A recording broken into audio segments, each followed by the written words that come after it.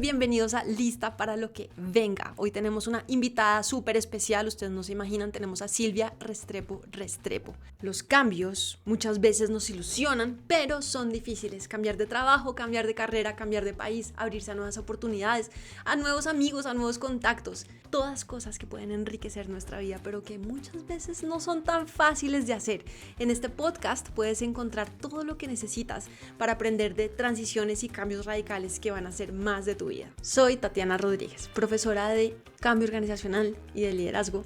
Llevo estudiando cambio y desarrollo adulto desde el 2009. Y nuestra invitada es un privilegio tenerla acá. Silvia es la directora de el Boyce Thompson Institute y también fue vicerrectora de investigaciones y de creación de la Universidad de los Andes por muchos años, y Silvia nos va a contar su historia de cambio y de transiciones y de los riesgos que ha tomado que han hecho su vida mucho más. Entonces, bienvenida Silvia y muchas gracias por aceptar la invitación a este podcast.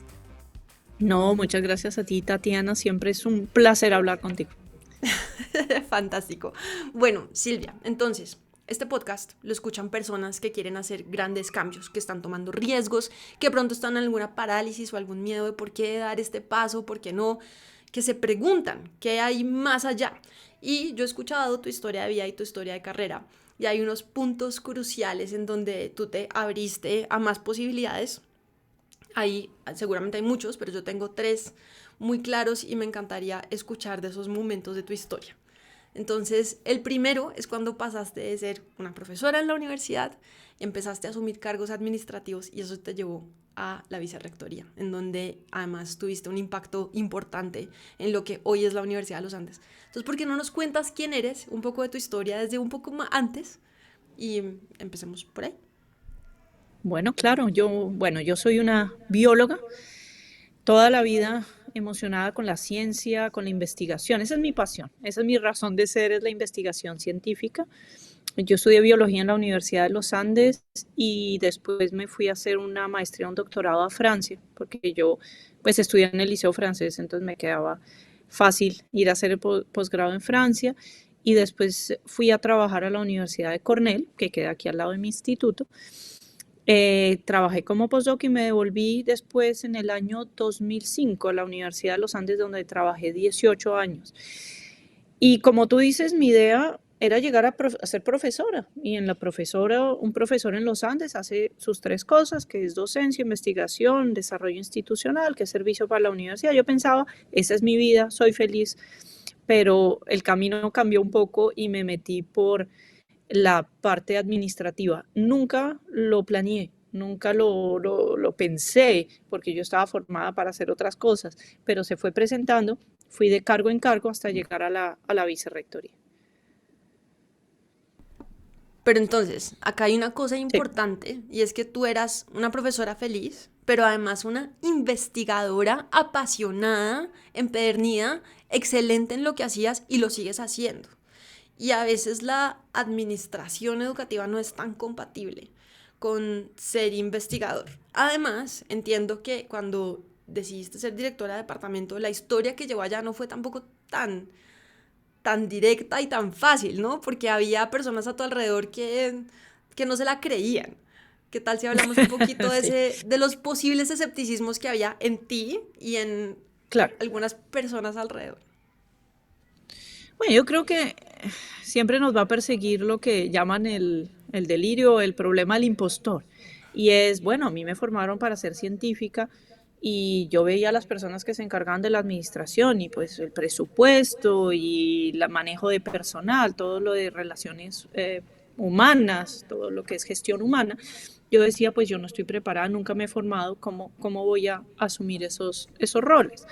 Entonces, cuando el que era director del departamento en ese momento, y yo era simplemente una coordinadora de programa, lo cual era solo coordinar las materias del curso y como hacía docencia, investigación, me conocía muy bien el programa. Yo era la coordinadora y el director del departamento se iba a retirar y estaban buscando un nuevo director. El director del departamento en ese momento quería que alguien que él había escogido fuera su sucesor y en ese momento pues se presentaban otros candidatos y él como en un afán de asegurar la posición de su candidato, me dijo, Silvia, ¿por qué no te presentas? Yo le dije, no, pues yo no estoy preparada para esto, no lo he pensado, no era un plan de vida. Entonces él me dice una frase que me ha marcado, que la he repetido mucho, yo espero que la oiga cada vez que yo la menciono. Me dijo, tranquila, tú como mujer no vas a llegar muy lejos en esas posiciones. Entonces, en ese momento, bueno, primero a uno le choca mucho esa frase de por sí. O sea, que le digan a uno, no vas a llegar muy lejos, sea hombre o mujer. Después, segundo, porque eres mujer. Y tercero, en ese momento me hizo preguntarme, ¿de verdad no estoy preparada para esa posición? Entonces me puse a pensar, ¿qué puede ser diferente a lo que yo hago con tanta pasión y tanta disciplina? Presupuesto hace parte de la vida de un investigador porque nosotros deshacemos presupuesto para nuestros proyectos, manejamos equipos muy grandes. Yo dije, aplico los principios fundamentales de uno, que es trabajo duro, honestidad, disciplina, a este otro trabajo y podría sacarlo adelante. Y eso me motivó a pensar que a veces uno tiende, cuando le ofrecen eso, Tatiana, a decir, no puedo o no estoy preparada. No, hay que detenerse un momentico y preguntarse. Primero, investigo cómo es el trabajo. Segundo, tengo las cualidades. Si no las tengo, ¿en qué me debo formar? Y pedir esa formación o asegurarse esa formación para complementar eso. Pero esa frase yo creo que fue una de las frases más importantes que me marcó. No tanto por el reto de que ahora le voy a demostrar a esta persona que sí puedo, porque también, ¿no? Pero es más por el que, ¿de verdad? ¿Por qué lo Sí. tiene que decir otra persona y no yo ver en mi interior si puedo hacer ese cambio y llevarlo a cabo? A mí me pasó una cosa parecida cuando me iba a hacer la maestría. Estaba trabajando como profesora en un colegio y le conté a la persona que manejaba admisiones en las universidades que me habían aceptado a Harvard. Y la respuesta que me dio es, pero ¿por qué a Harvard? Vete a Bath o vete al Reino Unido. Tú no eres para Harvard. Ah, todavía me hierve la sangre cuando me acuerdo. Sí. Pero hay unas voces que logramos apagar, aunque nos marcan, y nos quedan como esas voces ahí pero hay unas que no tanto. También me ha pasado en otros momentos que alguien dice, tal vez no vas a lograr hacer eso, y le he dado mucho poder a esa frase y ha estado por años deteniéndome. Entonces uno puede tomar esas frases por los dos lados, ¿no? Esas cosas que le dicen a uno pues entonces voy a mostrar que no, o como así que no, o Ujú.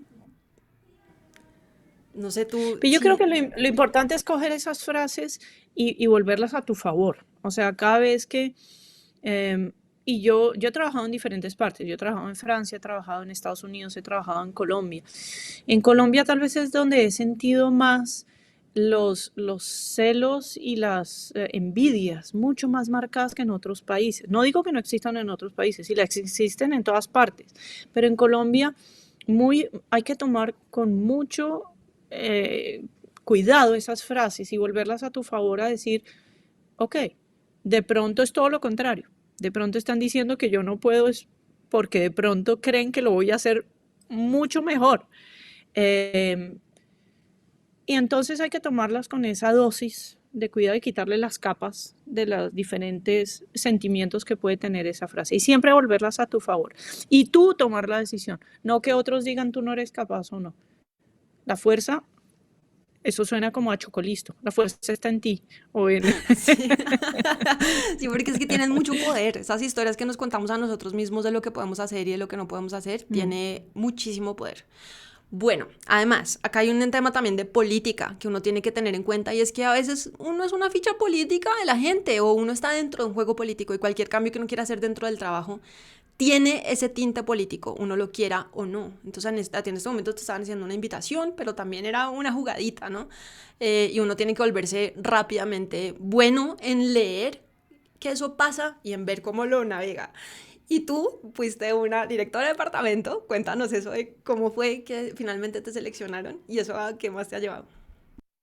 Bueno, si quieres cuento los detalles que son bien simpáticos de Sí, por esa favor. elección, porque entonces finalmente había tres candidatos para la dirección y entonces el director de departamento organizó una votación y bueno, el candidato de él tuvo 14 votos, yo tuve 7 y el otro candidato 2. Y el director mandó eso al rector.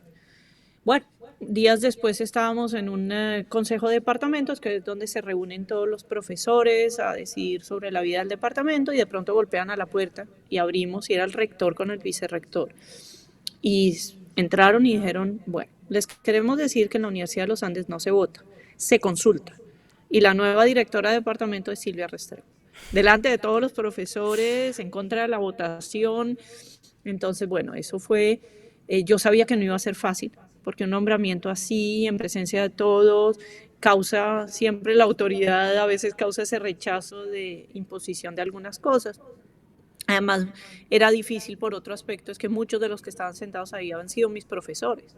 La mayoría habían sido profesores míos. Entonces, ver que su alumna ahora era la jefe tampoco era fácil, pero bueno, como en todas las posiciones, lo que yo siempre me digo, Tatiana, es, pues hay que demostrar. Aquí no valen los discursos de yo voy a hacer esto y crean en mí. No, muy calladamente comienzo a hacer cambios, comienzo a hacer el trabajo, comienzo a mostrar mi trabajo, mi forma de liderazgo, que mi forma de liderazgo es muy transparente, muy incluyente, voy incluyendo a la gente, voy haciendo grupos de trabajo, voy según el talento de cada uno, y es mostrar lo que uno puede. Entonces me fue muy bien, tanto me fue bien que me nombran decana. Ahí también yo no era la elegida del decano del momento. El decano del momento, de hecho, me llama a su oficina y me dice, usted no es mi candidata, yo no creo en usted, mi candidato es otra persona, voy a mandar esos nombres, de todos modos mando su nombre. Yo no me estaba postulando. Eh, yo no me postulé para decana, pero él dijo, voy a mandar el nombre de mi candidato y el suyo, si usted está de acuerdo. Y yo, pues bueno, sí, también. Y me escogen a mí. Y después, 2 años después también, no me dejaron acabar el término el trabajo de decana. Me nombran vicerrectora, y esa es una anécdota también muy chistosa, porque en ese momento había renunciado el vicerrector académico, una gran persona, José Rafael Toro, Pepe Toro, se estaba retirando ya después de muchos años en la vicerrectoría académica.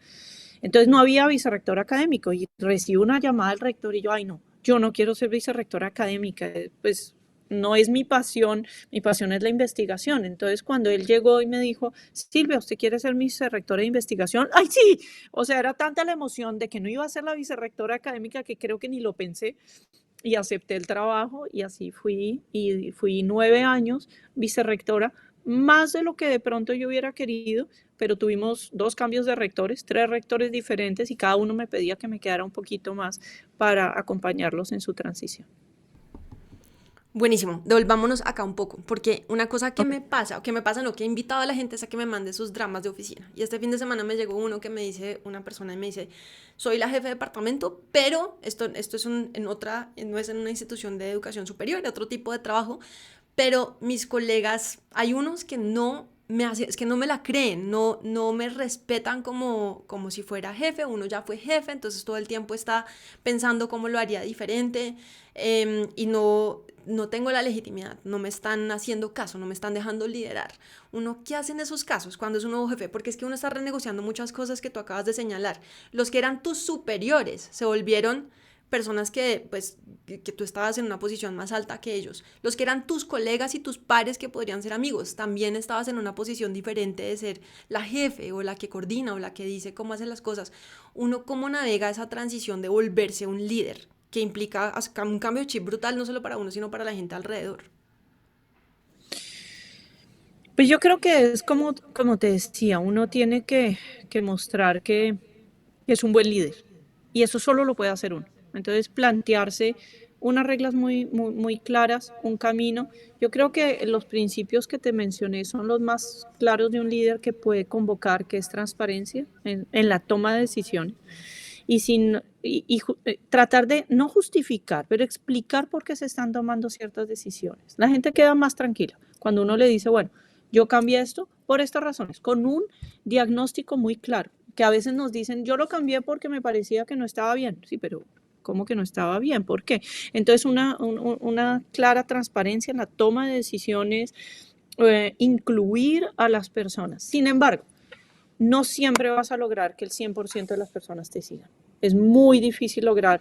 En cualquier posición que yo he tenido, yo te puedo decir, no, nunca lo logré. 100% de las personas que decían, y de hecho, obviamente, entre más crecía el grupo, que digamos yo supervisaba, de pasar de directora, que eran 27 profesores, a decana, que eran 100 y pico, a vicerrectora, que eran 700 profesores, pues más vas a encontrar oposiciones. Tú lo que tienes que hacer es buscar esas personas que al principio están alineadas con tus ideas. No tus amigos necesariamente, porque si no se vuelve el club de amigos, pero esas personas que están alineadas. Con esas yo trabajo primero.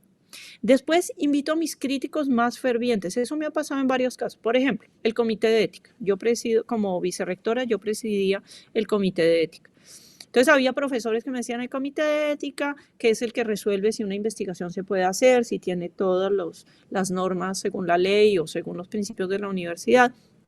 A veces decíamos, mire, no, tiene que hacer esto otro y esto otro. Entonces los profesores me decían, es que el comité de ética se volvió una traba para la investigación. Profesor, ¿por qué no viene? Nos ve cómo trabajamos, viene de veedor, y si le gusta, lo invito a tener un puesto en el comité de ética. Y así hice varias veces. Y esos que eran los contradictores más grandes se dieron cuenta que no era tan fácil, porque es muy fácil criticar desde una posición que no tienes esas responsabilidades y que no tienes todo el contexto para tomar una decisión. Entonces, yo diría que ese es el principio, mostrar un liderazgo con unos principios muy básicos, trabajar con el grupo de personas que están alineadas para conseguir unas victorias tempranas y comenzar a invitar a esos detractores en ciertos puntos específicos a que vean la cosa desde adentro y que ayuden, ya que no está de acuerdo. Venga, lo invito, darles una posición.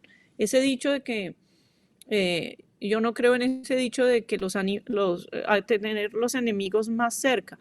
Esa no es la posición. Es los contradictores, mostrarles que hay otras maneras de ver el mundo desde una posición diferente, ponerse en los zapatos de otro, ver la situación diferente y van entendiendo un poquito por qué estás tomando las decisiones que tomas. Una pausa para contarte que este podcast está patrocinado por Source Meridian. Source Meridian es una empresa de tecnología que queda en Medellín, Colombia, y exporta desarrollo de software y servicio de ingeniería de datos.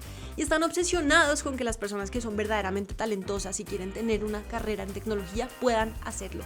Para eso crearon Paralaxy, una comunidad para estar súper atentos de cuáles son los cambios en carreras en tech, cuáles son las nuevas habilidades que hay que desarrollar y cómo hacer transiciones interesantes dentro del mundo de tecnología. Si tú eres una de las personas que quiere una carrera en tech, pásate por Paralaxy en Meetup por Source Meridian. Yo me acuerdo de una parte de un poema que a mí me encanta, que es de Rudyard Kipling, y dice: si uno puede confiar en uno mismo cuando todo el resto duda, pero hacer cabida también a sus dudas. Eso me parece bonito, porque es como liderar con esa confianza de que uno está haciendo las cosas y que hay que hacerlas, pero también poderse poner en sospecha, poder escuchar a los detractores de una manera seria, no solamente de una manera política para tenerlos cerca, sino para poner en sospecha mis creencias y lo que estoy pensando del mundo y de la existencia.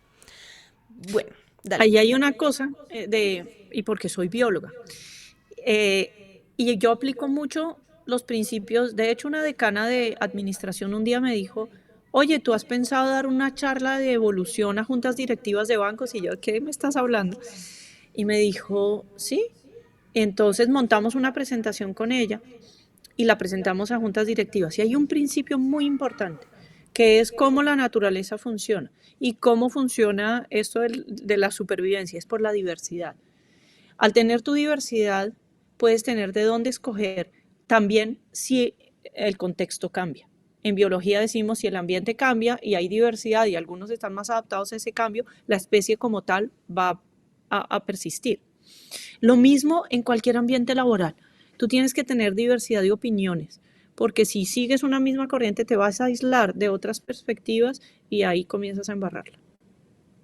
Estratégico rodearse de gente diferente, porque además le abren a uno posibilidades que uno jamás se hubiera imaginado para su vida. si uno no está en contacto con gente que está verdaderamente en otros campos, en otros países, en otros juegos, que además está en desacuerdo con uno, creo que uno no está pendiente a las grandes oportunidades que puede tener en la vida. Yo enseño diversidad y hay una frase que me gusta y es que, y esta es difícil, y es que la diversidad es invitar a todo el mundo a la fiesta, qué bien, tú que eres tan diferente, ven, te invitamos, como somos de chéveres, pero también es sacarlos a bailar, es dejarlos participar en el juego, no solamente tenerlos ahí sentados en la banca, sino cómo te participo en el juego. Y hay otro que reta a la que dice esto, que es Verna Myers, y dice, no, no es solamente sacarlos a bailar, sino dejarlos escoger la música. Y ahí es donde se pone complicado, porque cuando uno siempre ha sido el que manda el juego, uno trae pues una gente diferente, que chévere, pero uno sigue diciendo cómo se hacen las cosas, qué es lo que está bien acá, cuáles son las reglas del juego. Cuando uno deja que la gente los diferentes escojan la música, ahí uno cede poder. Ahí es donde uno dice, ok, estás en tal posición mía y yo voy entonces a aprender a moverme como tú te mueves. Eso es otro nivel para la diversidad. Yo quiero saber una cosa, y es, tú le diste la oportunidad a ser administradora educativa, a ser directora de departamento, después decana, después vicerrectora, además manteniendo tu pasión, porque no dejaste la investigación. Y esto no solamente te abrió oportunidades a ti, sino que le abrió oportunidades a tu departamento y a la universidad. O sea, tuviste un impacto, porque tú tenías una mirada específica de las cosas y tú trajiste cosas que tal vez otro no hubiera traído. ¿Podrías hablar un poquito de cuál fue tu legado, tu impacto en la Universidad de los Andes? ¿Cómo lo ves tú? Yo sé que es difícil hacer esa pregunta, es mejor que otro la cuente, pero yo creo que uno también puede, ¿no? Pues adueñarse de sus Sí, glorias y de sus triunfos y de que estás orgullosa. la última vez que hablé contigo se me olvidó el más importante, esta vez no se me va a olvidar. Pero yo creo que el impacto que dejé en la universidad fue reconocer la importancia de la investigación y la producción de nuevo conocimiento. Y no solamente como se mira siempre, la investigación igual ciencia dura o ciencia natural. La investigación es diversa. Y solo con esa diversidad podemos apuntarle al progreso del país. Solo cuando reconocemos que tenemos investigación y creación, que la creación que hacen los diseñadores, los artistas, tiene que juntarse con esa investigación. En muchos casos de reconstrucción de país, por ejemplo, fue solo a través de la música que las personas pudieron contar su proceso de victimización y recuperar el país que tenemos. Y solo es por esa investigación que se hace de ese acercamiento a la realidad de las personas es que podemos tener, como te digo, ese progreso. Es solamente cuando juntamos la creación y la investigación que conocemos más tradicional de las ingenierías, de las ciencias, es que podemos entender un equilibrio perfecto para la universidad y para el país. Entonces yo creo que un legado que dejé fue ese reconocimiento de la diversidad de producción de conocimiento. El segundo fue, echemos una pensada al conocimiento abierto. Conocimiento abierto es dejar abierto todo lo que producimos en la universidad, desde los datos hasta lo que producimos, las publicaciones, etc. Ese es más difícil. Hay muchas críticas en contra de eso. En particulares dicen, bueno, usted es financiado, usted abre su conocimiento, después vienen los grandes consorcios económicos y cogen eso y ahí sí lo protegen. Son los riesgos que corremos, pero por lo menos eso puede ocurrir, pero mientras tanto también beneficiamos el crecimiento del progreso, el crecimiento del conocimiento si ponemos accesibles los datos. Además tenemos que compartir ese conocimiento muchas veces con las personas que nos dan la base para crear ese conocimiento. Yo trabajo en agricultura, yo le debo mucho a los agricultores. Y si no devuelvo ese conocimiento a los agricultores, estoy faltando a un principio básico de lo que yo pensé que mi impacto debería ser. Entonces yo creo que hay unos grandes principios de la investigación que espero haber dejado de legado en la universidad, pero otro que fue el impacto más fuerte, pienso yo, que me llena más de orgullo, fue durante la pandemia.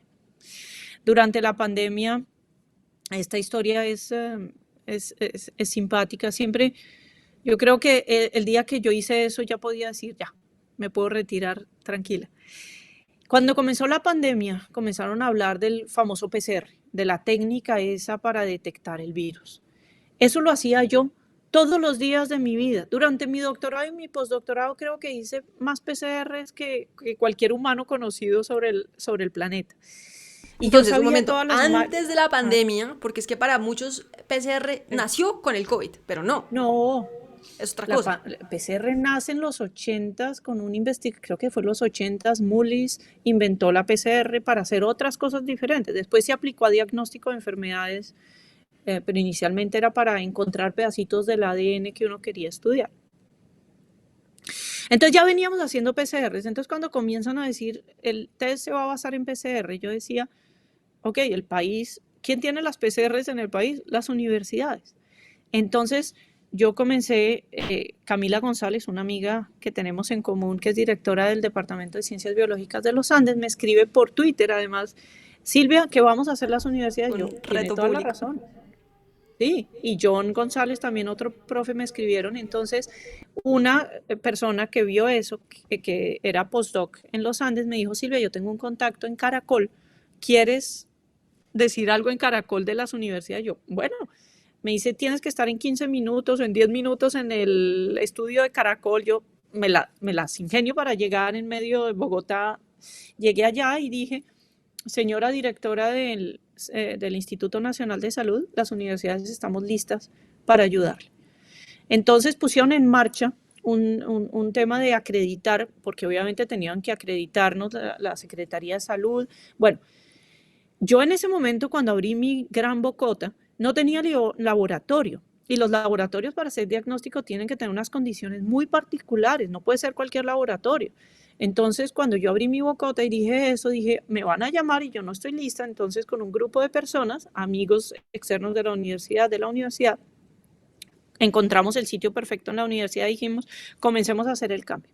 Y en 10 días pasamos de nada a tener un laboratorio acreditado, full acreditado, la única universidad que pasó sin ningún requerimiento la acreditación y el aval de la Secretaría. Y comenzamos a hacer PCRs. 10 días, 10 días, o sea, 10 días desde que tú 10 dijiste en días. Caracol, nosotros aquí estamos listos para lo que sea, listos para lo que venga, y en 10 días tuviste un laboratorio funcionando. Sí. Hubo muchos miedos, muchas incertidumbres. Cuando comencé el laboratorio, comencé a buscar los reactivos, porque una PCR necesita unos reactivos muy específicos. Cuando me dicen, bueno, el proveedor que yo conocía, que me había asegurado que me iba a dar, me dice, nos acaban de prohibir mandar cualquier cosa fuera de Alemania, porque Alemania quiere conservar todos sus reactivos para sus pruebas. Entonces busqué otros y ahí fue clave los coreanos. Coreanos tenían cantidad de reactivos y fue en Corea y gracias al embajador colombiano en Corea que nos ayudó a conseguir muchos reactivos y montamos. Ahí se unieron muchas fuerzas, Tatiana. Yo puedo decir que en ese momento, y si el país repitiera las experiencias del COVID sin el COVID, seríamos un país completamente diferente, porque se mostró cómo las cosas sí se pueden hacer. Las regulaciones que tanto entorpecen la investigación se podían simplificar. Los procesos de importación que tanto complican la investigación se podían simplificar. La colaboración dentro de la universidad, no digo que sea propio de la universidad, en las instituciones colaborar es casi imposible, se pudo colaborar. Todas esas cosas que uno cree imposibles se pueden hacer. Entonces hicimos al final más de 175,000 pruebas gratis para la ciudad y para el país. Fuimos los primeros y después hicimos el programa COVID-2, que fue ayudar a la Secretaría a vacunar personas, y fuimos los primeros en vacunar los venezolanos indocumentados, que para mí era una cuestión de principios y de ética. Y vacunamos más de 100,000 personas en 3 localidades difíciles de Bogotá: Ciudad Bolívar, Usme y Bosa. Ok, entonces hagamos una pausa ahí para pensar un poco como en lo que uno ve detrás. Si uno mira esto desde teoría de cambio y desarrollo personal, hay varias cosas que están jugando que facilitaron esto. No solamente esto, que salvaras vidas, o sea, que la universidad y que este colectivo y que esta red que tú tenías, que se pusieron todos de acuerdo, salvaran vidas. Entonces, lo primero es un sentido de autoeficacia brutal, porque tú estabas lista para ir a hablar en televisión, que no cualquiera, pues uno dice, no, un momento, me tengo que planearlo, voy a pensarlo, y de pronto en esa pensada se perdió la oportunidad. Es echarse al agua cuando hay que echarse al agua, teniendo un sentido de, si no lo sé hacer ahora, lo puedo resolver. Ahí veré cómo, pero lo puedo resolver. Entender que yo tengo los recursos y la capacidad para resolverlo.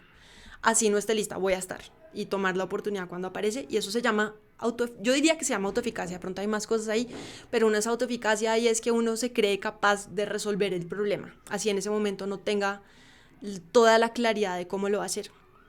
Otra cosa que es un poco más macro cuando hablamos de cambio organizacional es el sentido de urgencia y también de cambio de vida.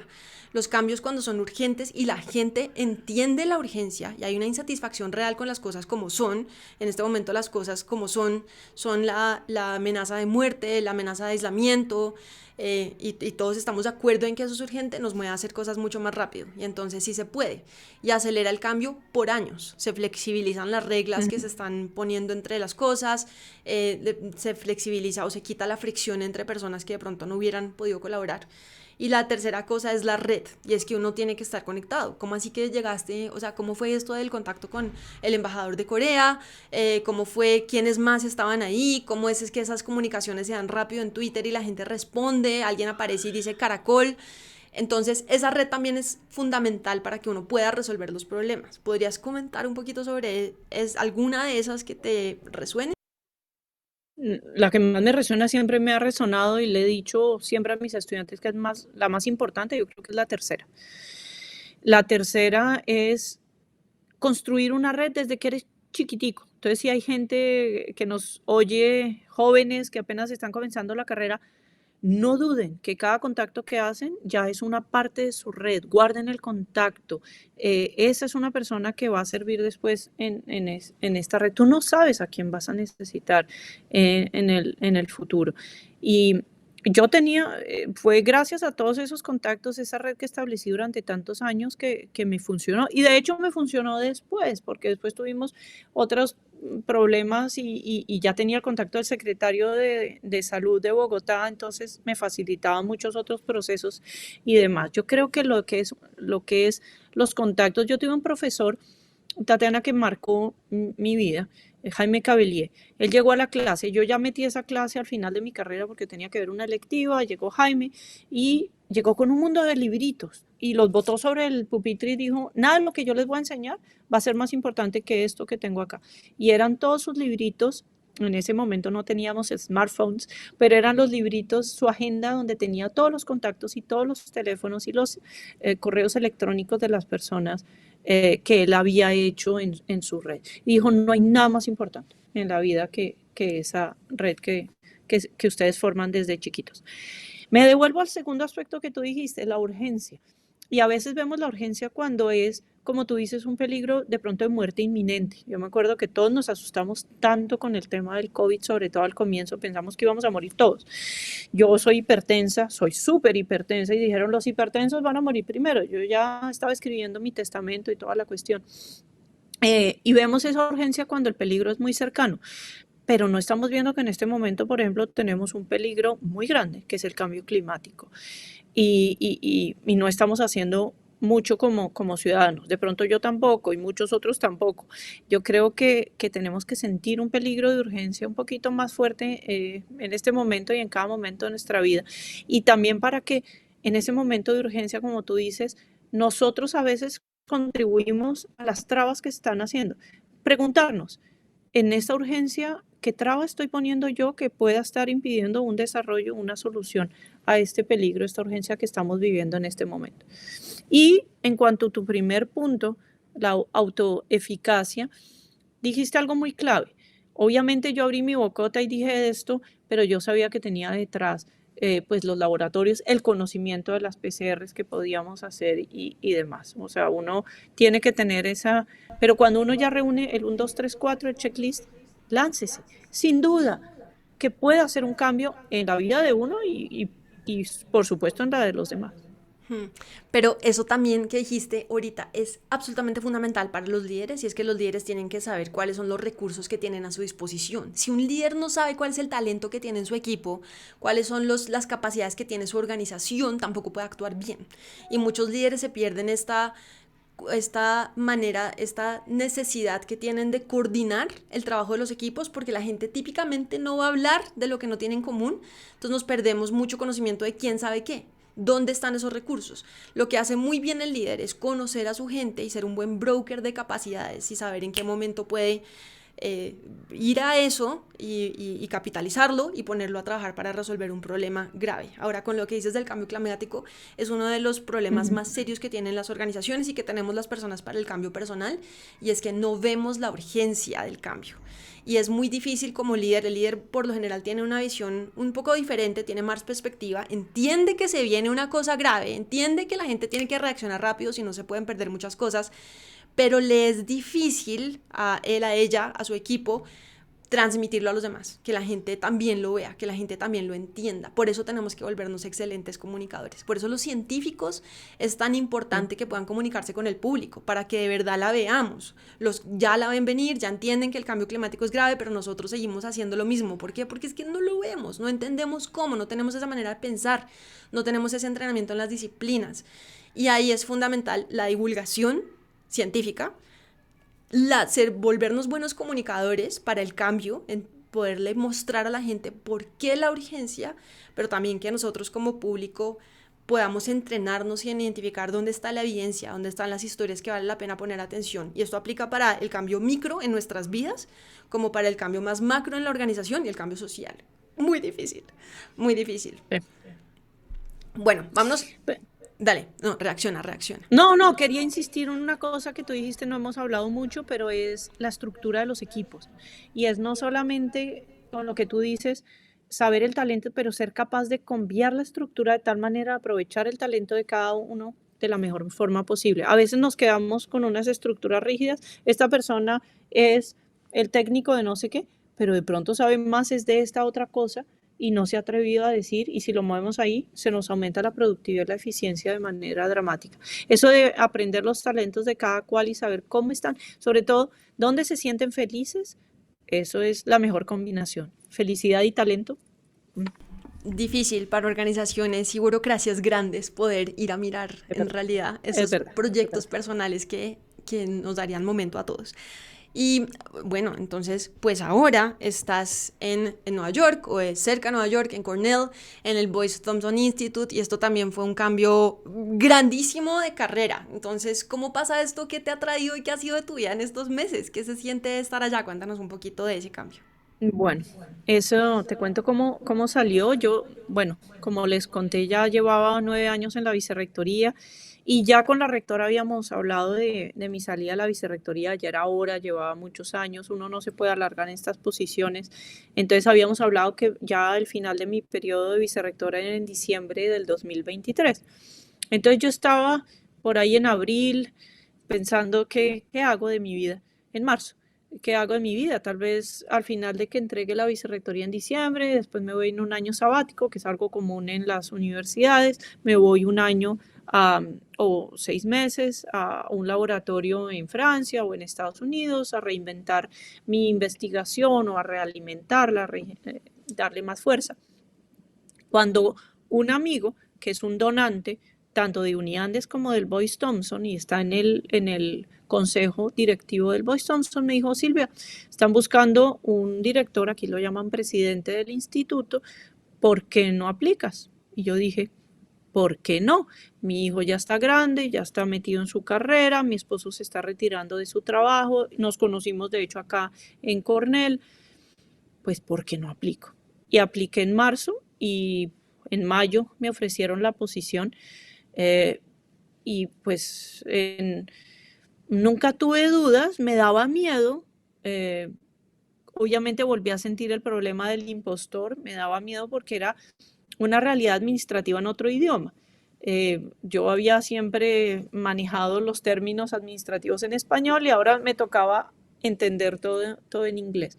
Pero nuevamente dije, yo creo que es posible con lo que ya tengo de bases y es conocer con una disciplina, aprender, estudiar y bueno, acá estoy en este instituto desde octubre, llegué entonces en octubre, le hice trampa a la rectora, no me quedé hasta diciembre, sino hasta octubre, esa fue negociación, porque ella quería diciembre, yo quería agosto, Sí. término medio, octubre. Entonces, en octubre del año del 23 llegué y aquí estoy, en junio del 24, muy feliz con estos retos nuevos y me he sentido muy contenta y no ha sido tan difícil como pensé que iba a ser. Bueno, pero dimensiónanos. ¿Qué hace el instituto y qué haces tú? Porque esto es importante. Estás teniendo, yo creo que nos tenemos que sentir orgullosos como la Universidad de los Andes, pero también como colombianos de tenerte en esa posición que es importante y que seguramente también te va a dar una plataforma para tener un impacto grande a nivel mundial. Entonces, ¿por qué no nos dimensionas un poco el tamaño del reto y de lo que haces y de lo que ustedes hacen? Bueno, es un instituto que este año está celebrando 100 años. Es más viejo que la Universidad de los Andes, es más viejo que muchas instituciones, lleva 100 años de investigación en plantas, solo plantas. Nosotros estudiamos, por ejemplo, mejorar la calidad del fruto del tomate. Hay un laboratorio que estudia cómo mejorar la calidad del fruto, es decir, cómo le podemos incorporar más vitaminas y minerales al tomate para que nos comamos un tomate que es delicioso, pero que también nos alimente mucho mejor. Hay otro laboratorio que trabaja en uchuva, en la uchuva colombiana. Hay una variedad de uchuva que crece muy cerquita al suelo y bota los frutos y se pierden. Lo que están trabajando es ver cómo mejoramos para que no pierdan los frutos, maduren en la planta y podamos tener más cosecha a partir de esa planta.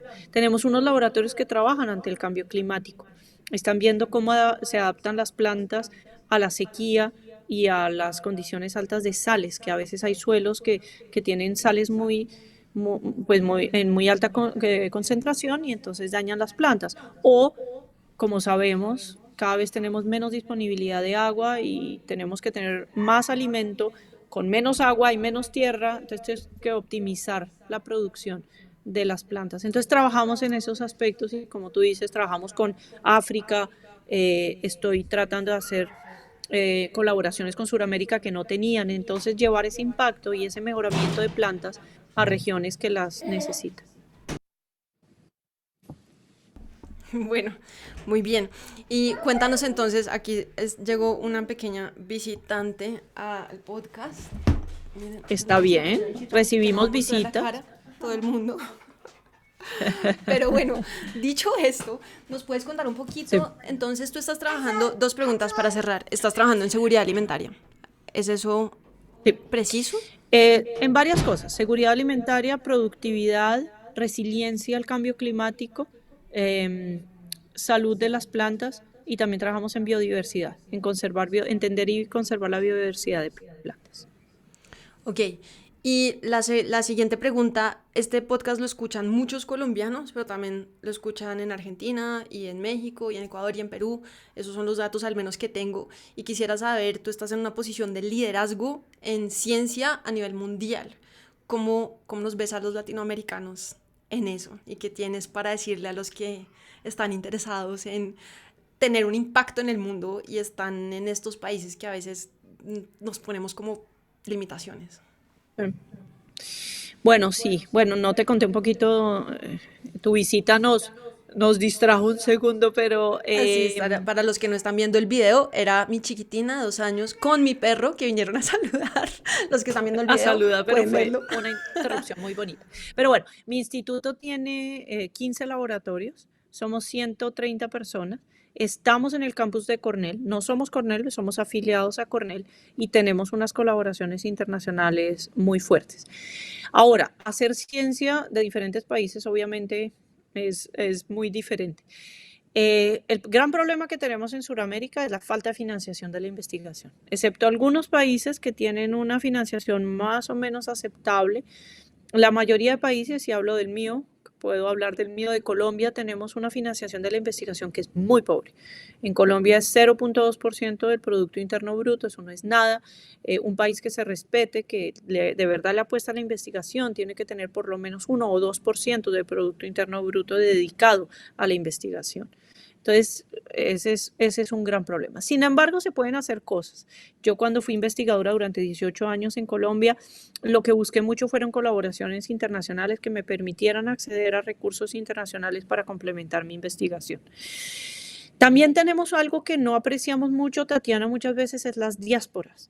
Tenemos tanto colombiano, tanto argentino, tanto peruano viviendo en estos países que a veces no aprovechamos esa red. Hablábamos hoy en el podcast de la red. Crear esa red con la diáspora que pueden tener un impacto muy grande desde acá en sus países. A veces criticamos mucho a la diáspora. Ah, es que usted no viene al país a trabajar por él. Yo creo que es un error muy grande. Uno puede tener igual impacto en el país o desde afuera si está dispuesto a colaborar y a ayudar a su país.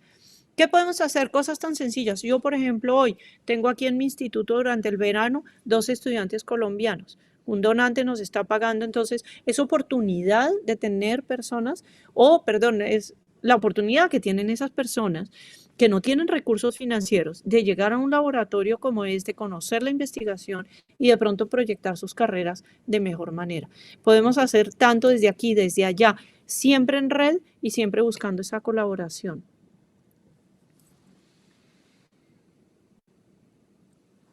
No te oigo. Fundamental. Y también animar a la gente a que se anime a contactar, ¿no? A mandar ese correo a esa persona que está por fuera o Sí. que es de la diáspora o que está allá y está acá para que hagamos esas conexiones que otra vez pueden ser tan poderosas y literalmente pueden salvar vidas. Mucha gente siente que hacer networking es instrumental, es manipulador, es por beneficio propio, pero que lo que no nos damos cuenta cuando pensamos eso es que es solamente colaborando que vamos a poder resolver los problemas complejos de la vida y que es solamente colaborando que vamos a poder tener los proyectos de vida más satisfactorios. Entonces, en vez de ponerle ese tono manipulador o instrumental, le podemos poner ese tono de así es que hacemos grandes cosas en el mundo y estamos todos llamados a hacer grandes cosas. Para esas personas que aspiran a una carrera de liderazgo, de impacto, de ciencia como la que tú has tenido, ¿tú estarías dispuesta a algún día hacer algo de coaching? ¿Tomarías algún cliente que de pronto dijera, Silvia, quiero aprender de ti, quiero entender cómo has hecho lo que haces? ¿Lo has contemplado? ¿Tomarías algún cliente? No, claro que sí. De hecho, en la Universidad de los Andes nos piden a los profesores titulares ser coach de profesores más pequeños. Y en ciencias, mis colegas no creen en eso, porque los científicos nacemos con ese ego particular que decimos, no necesitamos que nadie nos enseñe. Pero fue muy curioso que profesores de otras disciplinas me llamaron y me preguntaron, sobre todo, hay un filósofo de la Universidad de los Andes que me dijo, Silvia, ¿puedes ser mi coach de carrera? Y yo, feliz, claro que sí. Y fui feliz siendo el coach de un filósofo que no tenía ni idea cómo investigaba ni nada, pero aprendí.